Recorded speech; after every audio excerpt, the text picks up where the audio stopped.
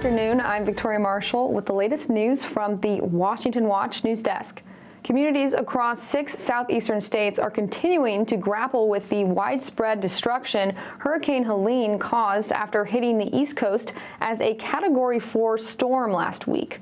The death toll is now at least 120 people as search and rescue teams continue to respond to the fallout from the hurricane that struck Florida late Thursday before moving into Georgia, the Carolinas, and Tennessee. Widespread outages are still affecting hundreds of thousands of people in multiple states as of Monday. North Carolina is experiencing historic flooding from the remnants of Hurricane Helene. Here's what FEMA Administrator Deanne Criswell said about it. I don't know that anybody could be fully prepared for the amount of flooding and landslides that they are experiencing right now. But we have had teams in there for several days. We're sending more search and rescue teams. Earlier today, Florida Governor Ron DeSantis announced he would be sending air assets to help parts of western North Carolina that have been affected by the hurricane. We've also authorized to send air assets to help with rescue efforts in western North Carolina. And for those who have seen the images, honestly, it hasn't gotten a lot of media attention, but you have major devastation, roads, bridges washed out. People can't even access there. And so there's going to be a need for air assets. And so we are moving air assets there. You know, fortunately, our rescue operations were conducted. Pasco did a great job, all these places, and we don't have the demand for that right now. President Joe Biden also gave remarks earlier today on the federal government's response to Hurricane Helene. I've directed my team to provide every available resource as fast as possible to your communities to rescue, recover, and to begin rebuilding. The National Guard, the Army Corps of Engineers, and the Department of Defense are going to provide all the resources at its disposal to rescue and assist in clearing debris and delivering life-saving supplies. And former President Donald Trump traveled to Georgia today to survey the storm damage and bring awareness to the relief efforts. The governor's doing a very good job. He's having a hard time getting the president on the phone. I guess they're not being responsive. The federal government is not being responsive. North Carolina has really been hit hard. Really been hit hard. The hardest. And you can't even get in there right now. And there are a lot of people that have been injured or worse. And in election integrity news, the Department of Justice is suing the state of Alabama for removing non-citizen voters too close to Election Day. Alabama Secretary of State Wes Allen removed 3,251 individuals with non-citizen identification numbers from his state's voter rolls 84 days before the November election. Now, the DOJ is arguing that Allen violated the National Voter Registration Act because federal law requires states to complete changes to voter registration lists no later than 90 days before federal elections. Wes Allen's response to the lawsuit was that as Secretary of State, it is his constitutional duty to ensure that only American citizens vote in the country's elections. And speaking of non-citizens, tens of thousands of illegal immigrants with sex offenses and homicide convictions could be loose on the streets in the United States. According to data Immigrations and Customs Enforcement provided to Republican Congressman Tony Gonzalez of Texas, there are currently 13,000 plus non-citizens convicted of homicide and 15,000 plus non-citizens convicted of sexual assault who are roaming the U.S. as part of ICE's non-detained docket. Now, the non-detained docket includes illegal immigrants who have final orders of removal or who are going through removal proceedings but are not detained in ICE custody. There are currently more than 7 million people on that docket. And the number of illegal immigrants on the non-detained docket has soared from 3.7 million in fiscal year 2021 to over 7 million in fiscal year 2023. In comment responding to the story, the Department of Homeland Security said the data is being misinterpreted. Now, those are today's headlines. I'm Victoria Marshall. Up next is Washington Watch with Tony Perkins. We'll see you tomorrow with more news.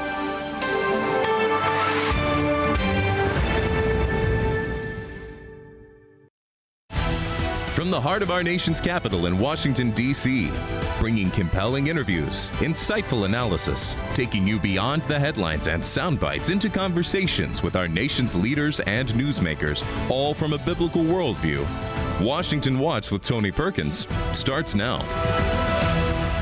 I'm going to stick with this subject, but go ahead. Well, just the fact that Israel may be now launching a limited operation into Lebanon. Are you aware of that? Are you comfortable with their plans? I'm more aware than you might know, and I'm comfortable with them stopping. We should have a ceasefire now. That was President Joe Biden earlier today, once again calling for a ceasefire now that Israel has Hezbollah on the run. Welcome to this Monday edition of Washington Watch. I'm your host, Tony Perkins. Well, despite the administration's continued calls for a ceasefire, Israel is pressing forward against the Hezbollah terrorist organization, eliminating more of their leadership over the weekend and preparing for a ground assault. We'll have a live report from Israel from Daniel Cohen, news director for Real Life Network. Is Iran reaching a tipping point as its proxies falter? When Iran is finally free, and that moment will come a lot sooner than people think, everything will be different. Our two ancient peoples, the Jewish people and the Persian people, will finally be at peace. Our two countries, Israel and Iran, will be at peace. When that day comes, the terror network that the regime built in 5 continents will be bankrupt, dismantled. That was Israeli Prime Minister Benjamin Netanyahu earlier today speaking directly to the citizens of Iran. We'll discuss this with Florida Congressman Mike Waltz, a member of both the House Intelligence Committee and the House Foreign Affairs Committee. In the southeastern United States, the devastation from Hurricane Helene is mounting. The death toll has now exceeded 100 and continues to rise.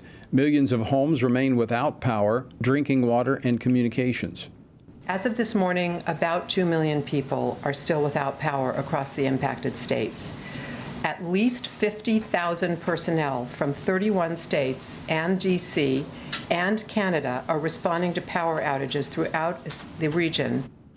That was Homeland Security Advisor Elizabeth Sherwood Randall speaking earlier today about the administration's response. North Carolina has been hit particularly hard by flooding. Our friends at Samaritan's Purse are literally at ground zero, providing relief efforts in their own community of Boone, North Carolina. They're also operating in several other affected areas. Edward Graham will join us with an update. Georgia Power reports that Helene was the most destructive storm in its history, damaging over 5,000 electric poles in the state and 425 miles of wire. We're going to talk with Georgia Congressman Buddy Carter about what a government shutdown might have looked like had the House not passed emergency funding before leaving town last week. And folks, there's still time to make your plans to join us here in Washington, D.C. for the urgent call for the Pray Vote Stand Summit starting this Thursday evening with a worship service and messages from Pastor Carter Conlon of Times Square Church, Bishop Vincent Matthews, and our good friend Mike Huckabee. Also on Thursday night, Michelle Bachmann, former Congresswoman from Minnesota, Daniel Cohen, Dr. A.J. Nolte of Regent University, and I will discuss the situation in Israel, its political and spiritual significance. To register, visit prayvotestand.org. That's prayvotestand.org. Following a weekend in which the IDF delivered sustained air attacks against Hezbollah in Lebanon, Israeli military reservists have now gathered in northern Israel in preparation for a potential ground maneuver into Lebanon. Israeli Prime Minister Benjamin Netanyahu has convened ministers from his country's security cabinet, leading to further chatter that such an incursion is imminent.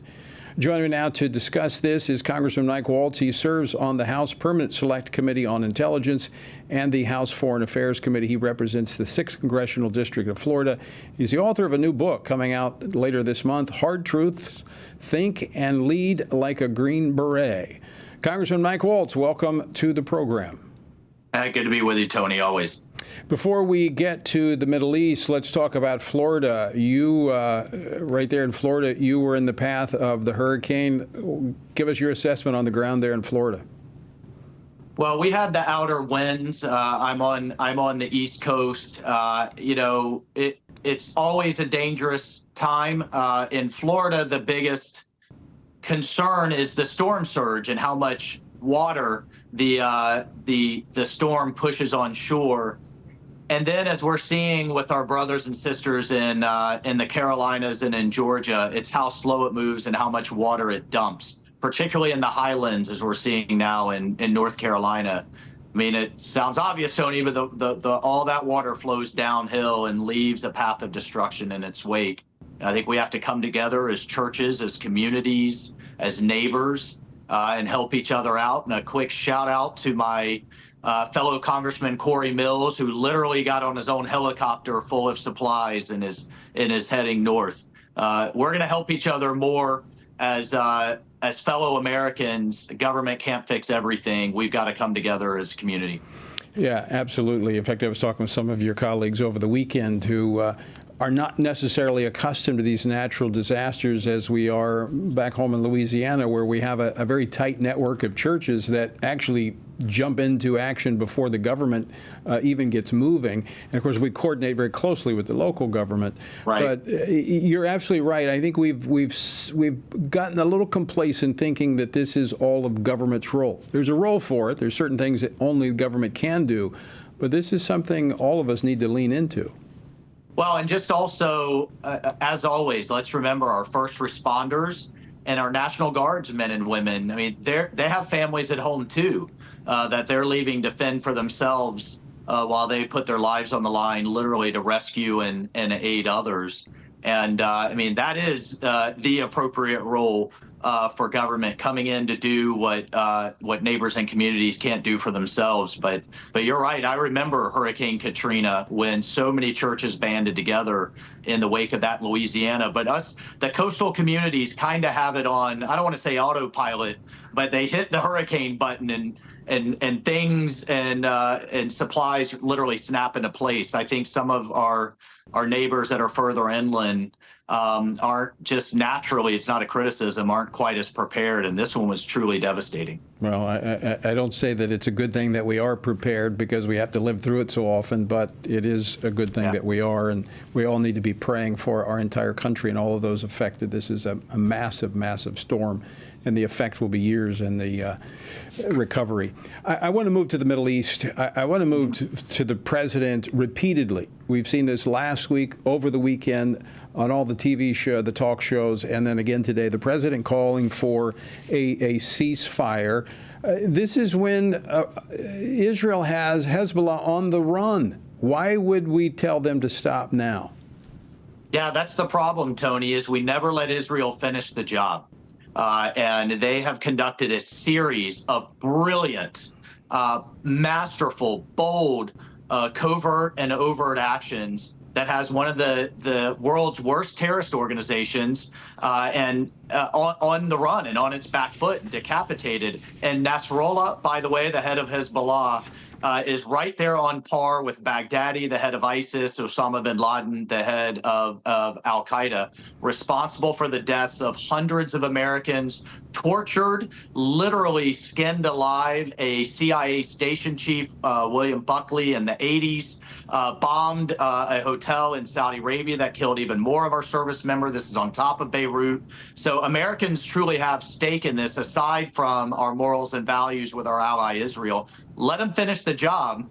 However, Tony, as you've said repeatedly, and so have I, that these are tactical victories on behalf of Israel that has clearly made a decision, we're going it alone. Biden's people just try to talk us out of it, so they didn't even tell us. But the strategic victory lies in Tehran. And as long as they are flush with cash, they will help Hezbollah, Hamas, and the Houthis rebuild. It may take a matter of years now instead of months because of Israel's victory, but they've essentially bought themselves time until we deal with Tehran, and that is drying up their cash and helping the Iranian people that are seeking freedom, like Mahsa Amini, the Kurdish woman who was killed for not wearing a hijab. Until we do those two things, that essentially Israel's bought itself time. America has to step in, shift policy on Iran, go back to maximum pressure as President Trump had in place. Well, it sounds like Prime Minister Netanyahu plans on finishing business as he sets his sights on Iran. But I want to address one thing I think is the duplicity of the Biden administration calling for a ceasefire. Isn't that what was in place with the United Nations Resolution 1701 going That's back right. to 2006, which Israel complied with, moving their military back from the border there with Lebanon, but Hezbollah had not complied primarily? No, you're absolutely right. In the wake of the 2006 war between Hezbollah and Israel, the UN mandated a demilitarized zone in southern Lebanon that would allow Israelis to live in peace, except Israel abided by it and Hezbollah did not. The UN actually has a force there that is completely feckless, if not complicit. Yet one more issue with the UN in the Middle East, and so Israel is going to have to move Hezbollah back by force. And I tell you what, for anyone who criticizes them, ask them if this would be the equivalent of 2 to 3 million Americans pushed off of our border, getting rocketed and hit with artillery shells every day. We wouldn't stand for it. Right. Neither should the Israelis. I want you to juxtapose the two fronts that they're fighting on, about 5 fronts right now, but I want to compare how they were forced to deal with Hamas in Gaza because America's leadership basically tied their hands behind their back. Compare that, 12 months still fighting in Gaza to the 2 weeks they basically have executed these, as you described, brilliant operations in Lebanon. Well, I think in fairness, an objective look at the situation, Israeli intelligence was caught flat-footed, off guard, blindsided by Hamas coming out of Gaza the way it did. The reckoning still has to happen, but it was their worst failure since 9/11, or a 9/11 style failure on Israel's part. I think they've learned from that. They also learned from the 2006 war with Lebanon as it pertains to Hezbollah in the north. They clearly fully penetrated their organization, had a number of covert options in place that they pulled off masterfully. And now for them to actually go in on the ground in southern Lebanon is going to be much easier for them because Hezbollah has just been wiped out in terms of its leadership. But again, those are tactical victories. They're important ones. The strategic one is in Tehran. Final question for you. Got about 45 seconds left. Sure. Is this the time for Israel to strike Tehran? I think this is a moment to not only eliminate this threat off of Israel's northern border, but to also completely reset things for Lebanon, which is completely devolved into a failed third world state under Hezbollah's oppressive leadership. So I think this is a moment to reset the calculus in the Middle East, if only Israel had a partner in the White House that would put appropriate pressure on Iran, which is going to continue to pour arms and cash into these terrorist groups. All right, Congressman Mike Waltz, we're out of time. We did not get to your book that's coming out on the 22nd of October, but here's what we're going to do. I'm going to have you come back on. We're going to talk about that in the next couple of weeks. All right. Thanks, Tony. All right, take care. Congressman Mike Waltz of Florida. More of a reason to pray when you look at the global instability, and a lot of it comes right back here to the United States and our lack of strong, clear leadership. It's a reminder we need to pray, vote, and stand. After the break, Georgia Congressman Buddy Carter joins me. Don't go away. Are you a Christian parent looking to raise a spiritual champion in today's culture? Renowned author George Barna has written a new book, Raising Spiritual Champions. This book offers valuable insights based on extensive research conducted by George Barna, the Family Research Council, and Arizona Christian University. Learn how to help your children discern biblical truth and find compelling meaning and purpose. Don't miss out on this essential resource for parents. Order your copy today. Hello, I'm Jody Heiss, president of FRC Action. Here in America, we thank God for the right to vote, and we can all agree on the importance of this upcoming election. Many of us want to support candidates who share our values, but we're not comfortable supporting the big national political organizations. Well, we have a solution for supporting candidates through FRC Action's Faith, Family, and Freedom Fund. Being a super PAC, It allows for unlimited individual and corporate donations, so we can endorse and fund campaigns for people who share our values. By giving to this fund, we're able to pull all of our contributions together and support and endorse like-minded candidates. That's how we move the needle. So let's be the best stewards possible and get the most out of our political contributions by uniting our efforts. For more information or to contribute, visit faithfamilyfreedomfund.org. Thank you so much, and God bless you.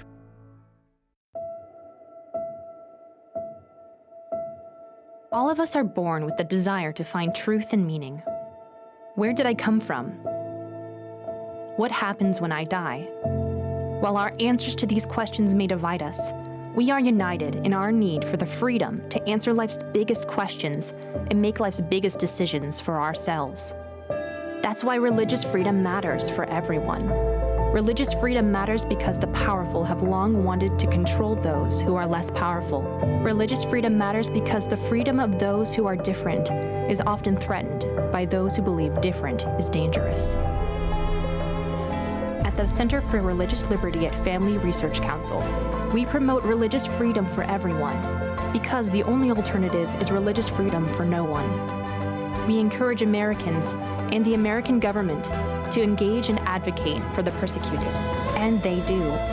We work every day to bring good news to the afflicted, to proclaim liberty to captives and freedom to prisoners. We do it because that's what Jesus does. We work to give freedom to others because we ourselves have been set free.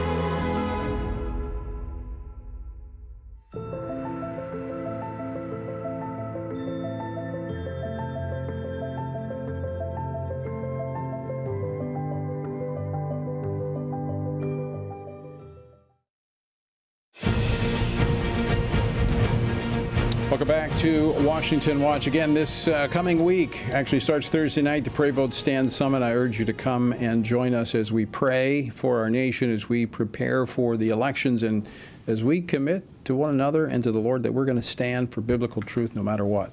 Find out more, go to prayvotestand.org. Hurricane Helene made landfall at Florida's Gulf Coast last week, carving a path through Florida, Georgia, North Carolina, and Tennessee that led to record-setting flooding and more than 100 deaths so far. The recovery effort is continuing as the region responds to unprecedented destruction. Joining me now to discuss this, Congressman Buddy Carter. He's a member of the House Budget Committee and the House Committee on Energy and Commerce. He represents the 1st Congressional District of Georgia. Congressman Carter, welcome back to Washington Watch. Thank you, Tony. So you, your state, your region, you are all now in the recovery mode since the hurricane passed through last week. Give us a description of the situation. Well, Tony, it is devastating. This is my home. This is where I'm from, South Georgia, and I will tell you, this is the worst I've ever seen. Never seen anything quite like this. The number of trees that are down, the power that's out all across the state. I mean, this was a devastating natural event that happened here, and certainly this is on the heels of Hurricane Debbie, after we already had flooding in our area, and now we have this, and potentially another storm that's brewing in the Caribbean right now. So, we got to be aware of that as well. But out of all things like this, there are good things that come about. And I cannot say enough good things about our emergency management personnel and the work that they've done. And I want to mention Leon Davis, a firefighter from Pierce County in Blackshear, Georgia, in our district, who was in his truck, who was trying to help people, and a tree fell on his truck and killed him. And our thoughts and prayers are certainly going out to his family. Yeah, I know, buddy. We're going to hear lots of stories of those first responders. I know my son's a police officer in Georgia, in North Georgia. They didn't get hit as hard, but just the first responders, people take them for granted being out there during these times. Everyone else is hunkered down. The other aspect of this, Congressman Carter, is that, there's going to be news focused on this because this is a historic storm. It's huge. But in a couple of weeks, it's going to move on. But this recovery is going to be years. It is going to be years, Larry, Tony, and don't forget that agriculture has been impacted by this. Blueberries, peanuts, pecans, all of that, and agriculture is #1 industry in the state of Georgia. Our farmers are really going to suffer as a result of this. And you're absolutely right. Now, and in the coming weeks is going to be when the federal government really needs to step forth. And I can't say enough good things about President Trump, who came down here today to visit our area and offer his help, bringing nonprofits and private companies down to help. And that means so much to these people. Right now, we need a boost. Right now, we need a shot in the arm. And with him coming down here and showing his support, that really helped. Yeah, I know he's down there with Franklin Graham. In fact, in 2016, when I was pastoring in Baton Rouge and we flooded during the campaign, Donald Trump came down again with Samaritan's Purse, was operating there. Franklin was with us.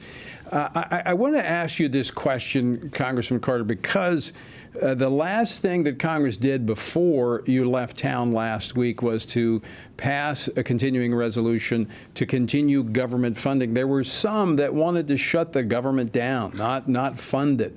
Can you imagine what the situation would be like today if the government had been shut down? I cannot imagine. Look, people are hurting right now, and not only, a government shutdown is just not good. Our troops don't get paid. FEMA had run out of money. There was $20 billion more in that continuing resolution to help them get through. That's going to be very important in upcoming weeks as we try to help the people recover from Helena. All of that is extremely important. So, I'm just so glad we've got it through December the 20th, and now we need to address it in the future.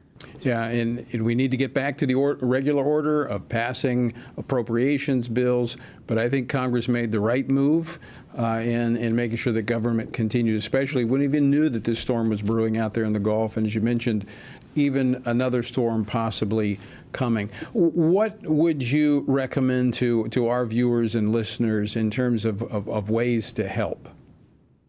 Well, there are great ways to help. Obviously, the Red Cross has been down here, and they've been helping. A number of relief organizations are active in our area, and certainly anything that you can do. But most importantly, Tony, your prayers.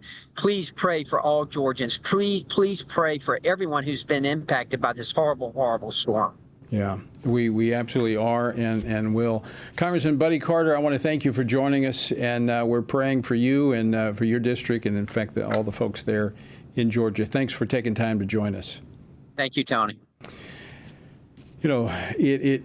We can all do something. In fact, we're going to be talking next. Edward Graham is going to be joining us from Samaritan's Purse. This storm literally hit right in Boone, where Samaritan's Purse is located. And so we're going to be talking with Edward here in just a moment. They've done such tremendous work at Samaritan's Purse. But we all need to pray. Now, I believe God may be getting our attention. When you look back, and we often quote from 2 Chronicles 7:14, if my people who are called by my name will humble themselves and pray and seek my face, turn from their wicked ways, then will I hear from heaven, forgive their sins, and heal their land.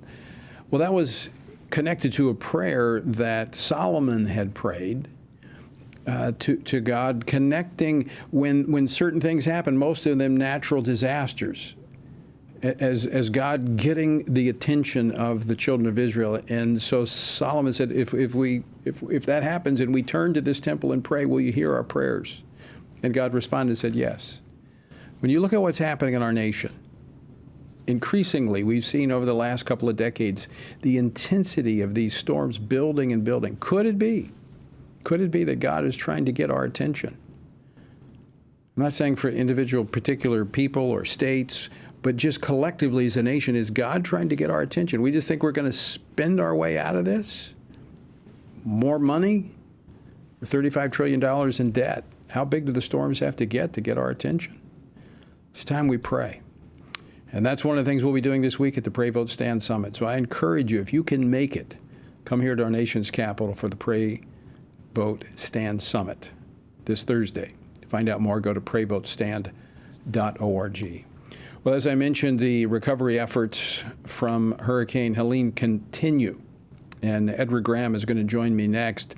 to discuss what Samaritan's Purse is doing, not just in North Carolina, but literally around the country, and how you can be a part of it. We all have a part to play in the body of Christ. Don't go away. We're back with more Washington Watch after this.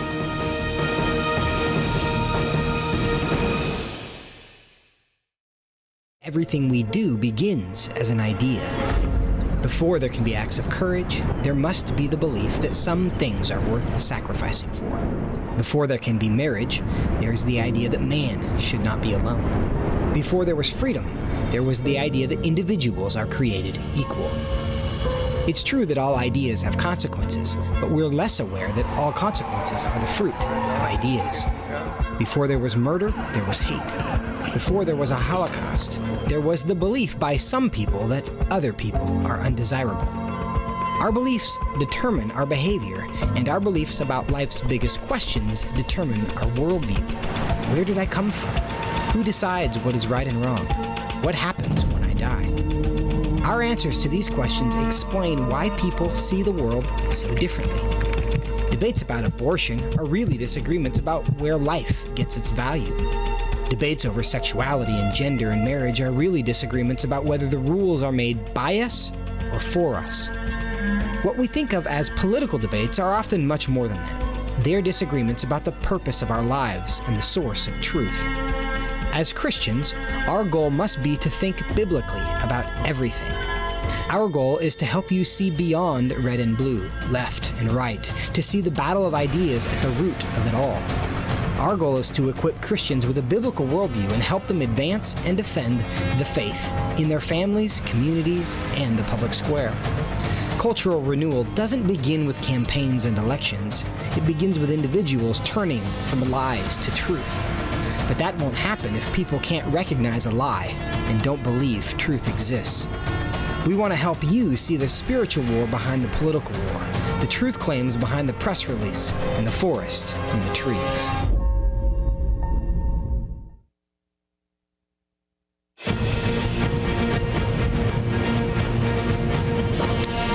Back to Washington Watch. Thanks for joining us on this Monday. Well, Hurricane Helene made landfall on Florida's coast last week before turning inland with a path of destruction throughout Florida, Georgia, North Carolina, and Tennessee that we've not seen the likes of in decades. Communities located hundreds of miles from Helene's initial landfall continue to feel the impact of this huge storm, as the death toll has reached more than 100, and thousands deal with the flooding and the mudslides. The rescue efforts remain underway, even as much of the region remains without power, food, gasoline, cell service. This is quite significant. Joining me now to discuss the impact of this storm and the relief effort underway is Edward Graham, Chief Operating Officer for Samaritan's Purse. Edward, welcome back to Washington Watch. Tony, thanks for always having us on. Appreciate it. Well, Edward, this storm's a bit different, not only in its size and scope, but, I mean, it's right there in your front yard. Yes, sir, and I'm dressed the way I am because I was just across the street at an employee's house. This is an employee. I grew up with her husband, and her mother-in-law is a longtime family friend of ours. We grew up in the same church and completely destroyed homes. Bottom floors of their homes gone. And we've got a lot of employees with homes like that. So this is our community here in Boone, North Carolina. Our headquarters is here, but we're already after it volunteering. We had hundreds here in Boone alone at our location here, but we're also set up in Asheville, and that's where the headquarters, my grandfather's ministry started. It's where the Cove, the Billy Graham Training Center is there. So we have volunteers that are housed there, and they're already going out. And we're in two places in Florida, Tampa and Perry, and then we're also in Valdosta, Georgia, where Dad is today, with former President Trump. So the volunteers are already going out, and we're getting after it, but this one's a little different because it hits home. And Edward, that's on top of what we talked about last week. You're still operating, I know in my home state of Louisiana, you're down in Houma, you're out on the West Coast, so this is just more on top of what you're already doing. Yes, sir. God gives us great resources, equipment, but he gives us his best in people. We got an incredible staff and awesome volunteers that always want to go out and serve during a time of crisis, and that's what I saw here in my own hometown. You've had your own home and hometown hit, Tony. You know the feeling. It's emotional for me, but this is the strongest start I've ever seen at a morning send-off here in Boone. The gymnasium at the local church that I attend, it was jam-packed, and hundreds went out, to include, I have my own staff out today serving other staff members. Yeah. So that's why we don't have to slow down. It's not like we hit the brakes. We got work to do. Yeah, it's. I find that, and unfortunately, we've experienced these much too often. But these storms are the worst of times and the best of times, because you do see communities come together and you see people serve one another. So I've already gotten calls, Edward, people wanting to know how can we help, because Louisiana, we're accustomed to this, and we know other states not so much so. And so how can people right now begin helping with the relief that Samaritan's Purse is bringing? Yeah, we're ready for snow blizzards usually up here, not necessarily rains like this, but if people want to help pray, get on your knees. I'm a firm believer in the power of prayer. I'm here today, and I'm a product of prayer. But if you want to interested, I'd really love for you to volunteer. We have so many we have thousands of work orders that are going to come out of this in all these locations. So if you live somewhere nearby or you're wanting to travel, go. Go and sign up at our website at SamaritansPurse.org, or you can, or SamaritansPurse.com, or you can go to spvolunteer.org, and you can get on there, and it will show you how to get involved in these locations. But we're also not just responding with our normal disaster relief here that we do in the U.S. We're also doing medical. We've deployed some oxygen capabilities to 2 local hospitals here in the High Country, and then one of them has asked us for a Tier 1 hospital that's being set up today. So we even have we need North Carolina medical staff that are part of our DART. They're already signed up. There's a special process for that, but they're licensed here in North Carolina, so they're already serving and will be taking patients hopefully by tomorrow morning. I mean, Edward, the way I see Samaritan's Purse, and I've worked alongside you guys many times, hosted you at our church.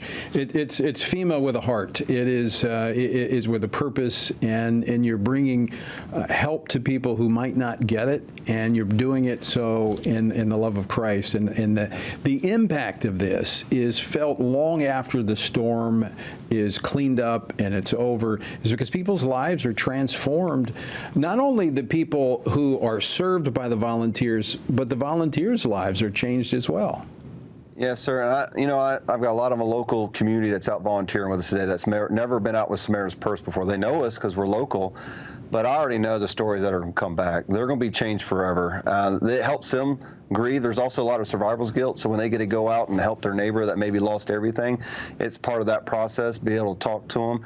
But these homeowners are going to realize they're not forsaken. They're not forgotten about. God was not angry with them. God loves them, and he loved them so much he sent his only son. And that's why Samaritan's Purse goes, is to share the love of Christ. It's not to do good work. We want to do great work and have great quality equipment, but it's to share the gospel. And that's what we appreciate the opportunity.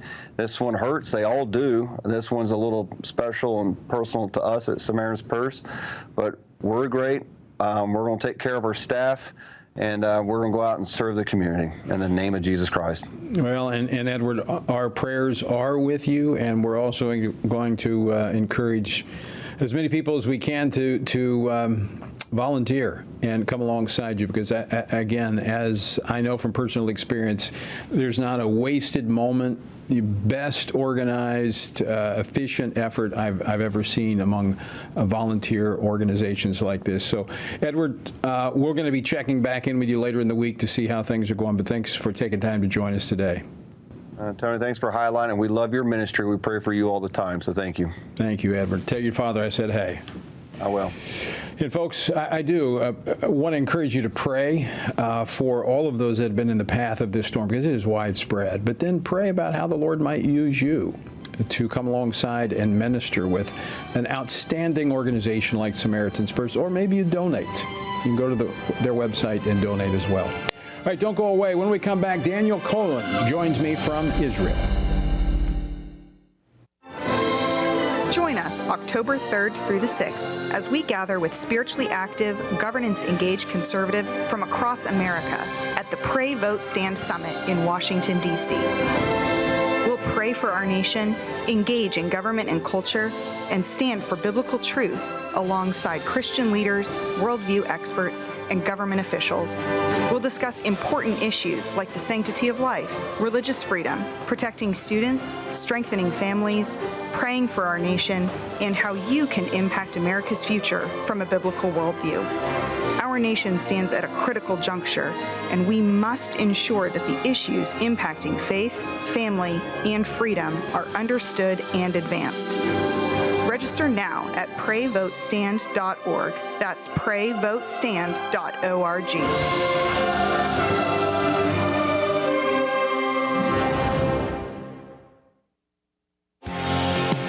Jesus said in John 15, "These things I've spoken to you, that my joy may remain in you, and that your joy may be full." In 2024, in these divided and uncertain times, how can this be possible? By abiding in Him through His Word. At Family Research Council, we want to help you do that, which is the reason for the Stand on the Word Bible reading plan. In just 10 to 15 minutes each day, you will have read the entire Bible in just 2 years. But more importantly, you will be abiding in Him daily. Find our Bible reading plan at frc.org/Bible. And join Tony Perkins each weekday for a 10-minute devotional inspired by the daily reading and designed to encourage you on this journey through the Bible. Listen on Apple Podcast, Spotify, and YouTube. And remember, the grass withers and the flower fades, but the word of our God will stand forever. Research has found that there are 59 million American adults who are a lot like you. There are millions of people around the country who are born again, deeply committed to practicing their faith, and believe the Bible is the reliable Word of God. But that's not all.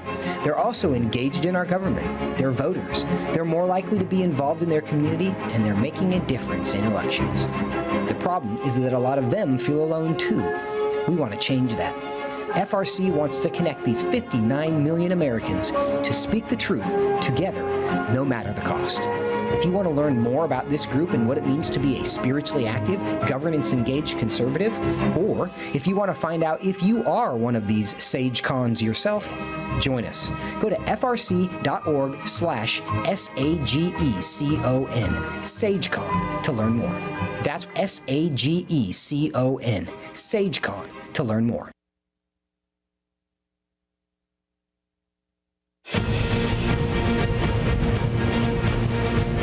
Welcome back to Washington Watch. All right, coming up this Thursday night, beginning Thursday night, Friday, Saturday, and ending Sunday morning with a worship service is the Pray Vote Stand Summit here in our nation's capital. There's still room for you, so if you'd like to find out more, go to prayvotestand.org to register and to get more information. Occasionally, people comment on how often I bring up the Bible and the gospel. In fact, years ago, I filled in as a host on a large nationwide Christian radio network, and my time there didn't last long, though, because the producer felt I was too Christian. Well, I guess I'm guilty because I'm not ashamed of the gospel of Jesus Christ. As Paul wrote, it is the power of God for salvation. And I've witnessed that power firsthand. As a young boy, when our family began attending church, I saw the gospel transform my parents' lives. Well, years later, I witnessed that same power at work in an even more dramatic way in the life of my aunt and my uncle when they came to know the Lord. Their lives were radically transformed.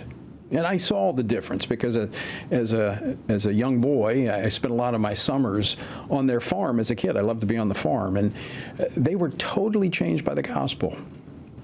Well, this past Friday, my aunt, Dean Miller, went to be with the Lord after a short battle with an aggressive cancer. She had the wisdom of Solomon, understanding that this life only makes sense in light of eternity. She was a faithful viewer of Washington Watch and a supporter of the Family Research Council. In fact, Aunt Dean tuned in to NRB TV for her final episode of Washington Watch this past Thursday. Early Friday morning, she joined that great cloud of witnesses watching the rest of us run this race called life. And I think she would say this: consider the brevity of life and run with a focus on the prize set before us. And I would ask you to pray for Melvin Miller. After 67 years of marriage, she faces a difficult task of filling a tremendous void. And speaking of that wisdom of Solomon, our word for today comes from Ecclesiastes 2:3. Vanity of vanities, says the preacher, vanities of vanities, all is vanity. What profit has a man from all his labor in which he toils under the sun? Vanity of vanities, a phrase that means futility, uselessness, emptiness. It appears 35 times in 29 verses in Ecclesiastes. Solomon, reflecting on his life, saw that without God, everything is temporary and unfulfilling. There's another key phrase you must understand and that we find in Ecclesiastes, under the sun. It captures the emptiness of life without God on this earth. To sum it up, life under the sun is empty unless you're living in the sun. Let me repeat that. Life under the sun, S-U-N, is empty unless you're living in the sun, S-O-N. And here's a spoiler alert. The conclusion of Ecclesiastes, Solomon says this in the last chapter. Let us hear the conclusion of the whole matter. Fear God and keep his commandments, for this is man's all. In the end, Solomon found that everything apart from God is futile. Our lives find meaning only in revering God and obeying his word. To join me in this journey through the Bible, text Bible to 67742. Well, following the recent death of Hezbollah leader Hassan Nasrallah, Israel announced today its military has killed Fatah Shirifa, a Hamas leader in Lebanon, to coordinate with Hezbollah. Military officials confirmed that commando units had made incursions into Lebanese territories, but say no decision has been made regarding a full ground assault, even as the barrage against Hezbollah continues. Israel has also begun targeting Houthi fighters in Yemen, fighting back at another Iranian-backed terrorist militia. Now, this comes as the Biden administration is once again trying to tie the hands of Israel.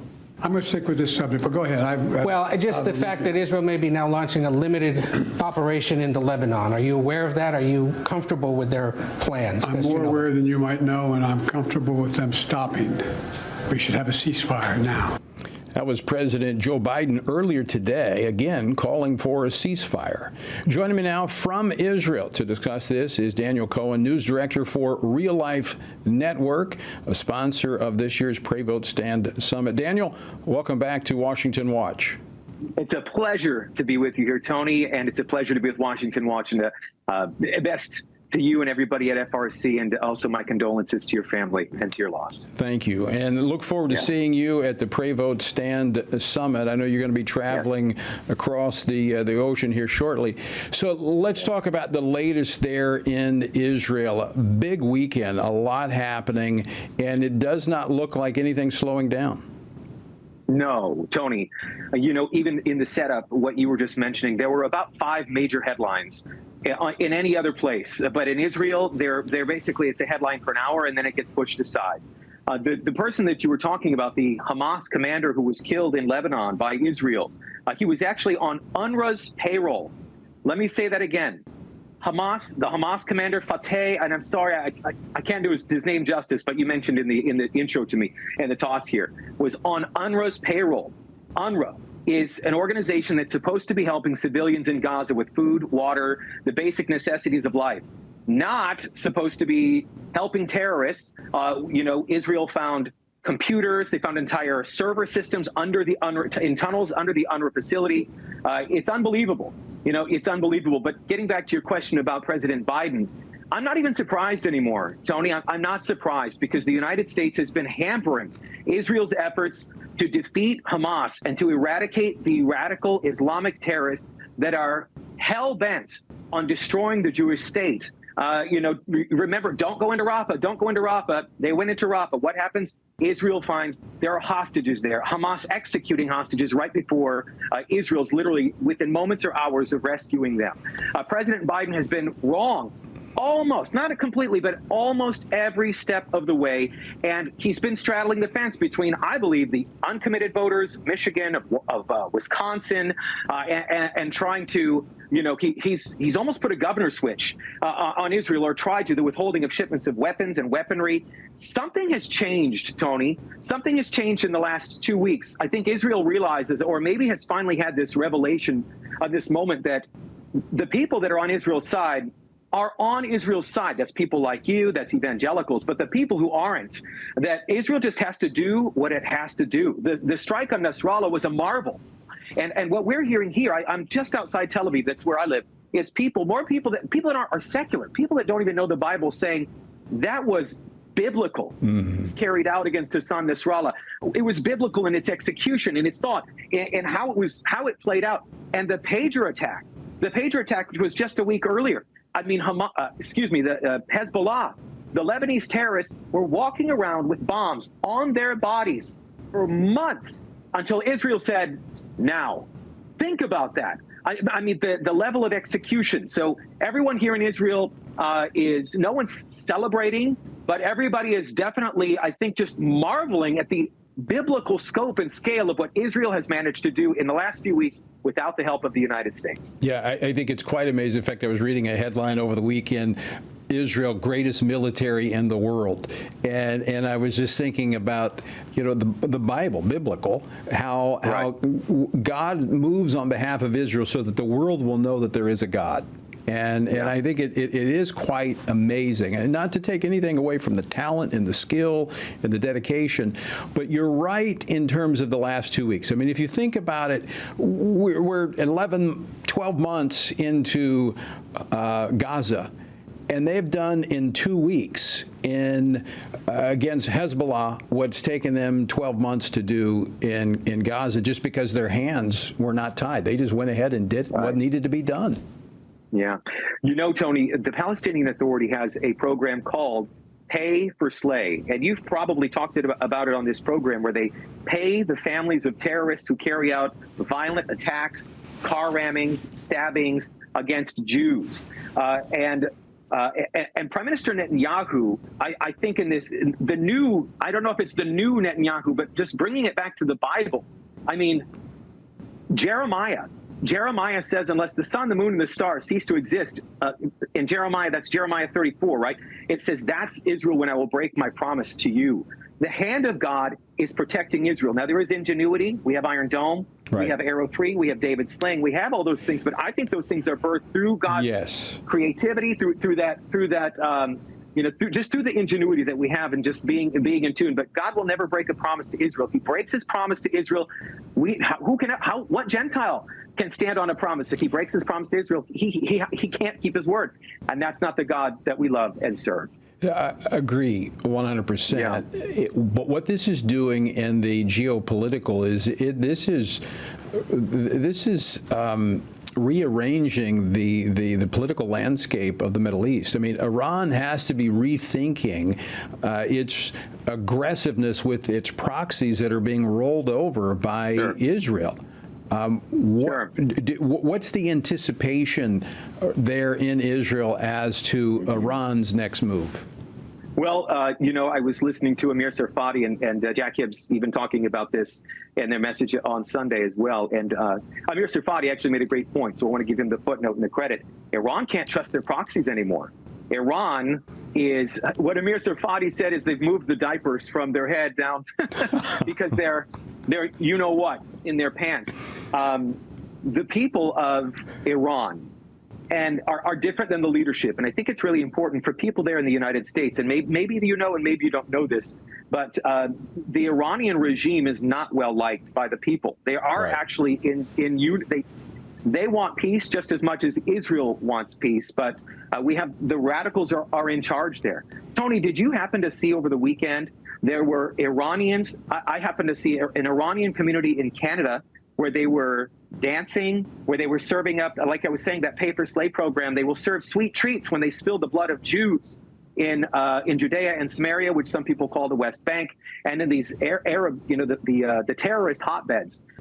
But instead of Arabs celebrating the spilled blood of Jews, there was an Iranian community in Canada dancing and sharing sweets with the Jewish community in Canada. They were all celebrating the fact that Hassan Nasrallah was dead, that he is dead, and that he isn't just any terrorist. He is the terrorist. Prime Minister Netanyahu said this wasn't just this was the terrorist. I mean, if you want to go back to the Bible, this would be David chopping the head off Goliath, holding the head up, taking it back to him with Jerusalem, because the Bible says that's what he did.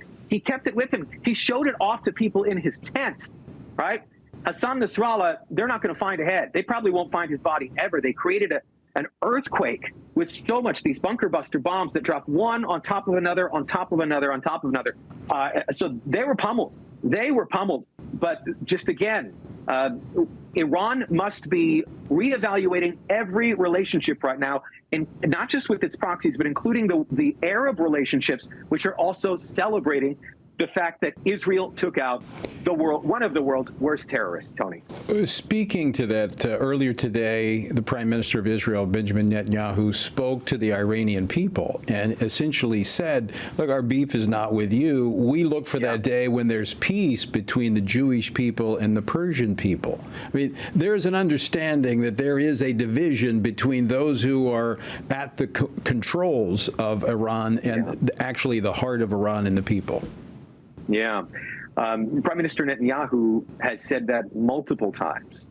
He has spoken directly to the people of Iran. He spoke directly to the civilians in Lebanon. And he told them, he said, our fight is not with you. Our battle is not with you. It's with the terror army that has hijacked. And by the way, there are a lot of Christians. There are a lot of evangelicals in Lebanon.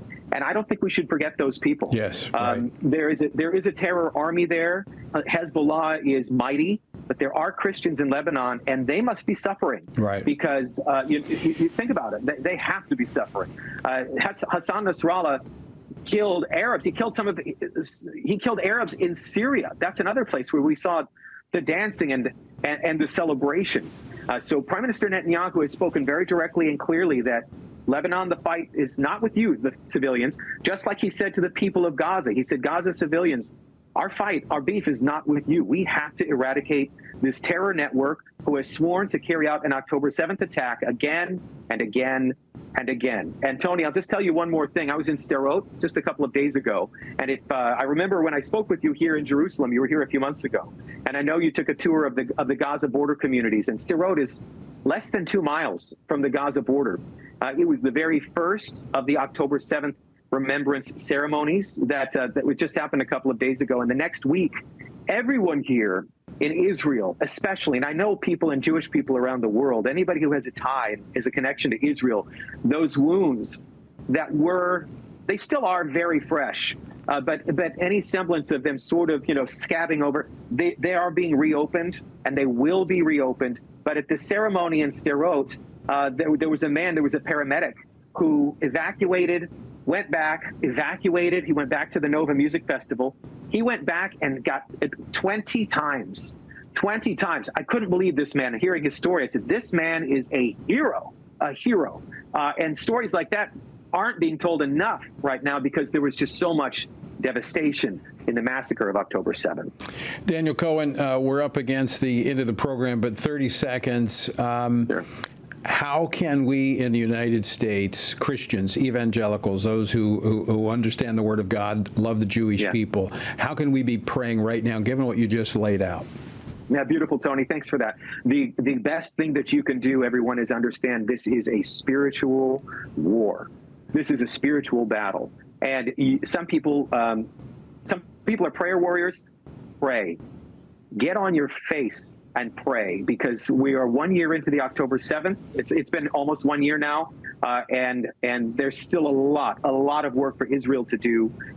Some people like to give money, and some people, there are a lot of charitable, I won't name anybody right now, but there are a lot of great charitable organizations that you can give money to. Some people actually come here, Tony. I talk to people at Hostage Square. They say, I've flown in from New Jersey. I'm here for 4 days, and I'm going to pick flowers, and I'm going to help people in the field. So pray, give money, or even come here in support. You can do that. You can do all those things, but just understand this is a spiritual battle that's going on. God's hand is protecting Israel. He says, with the apple of my eye, I'll never leave you or forsake you. And just keep Israel. Psalm 122, keep us in your prayers, please. Well, Daniel, we will continue this conversation here at the Pray Vote Stand Summit coming up the end of this week. Thanks for joining us. Pleasure to be with you.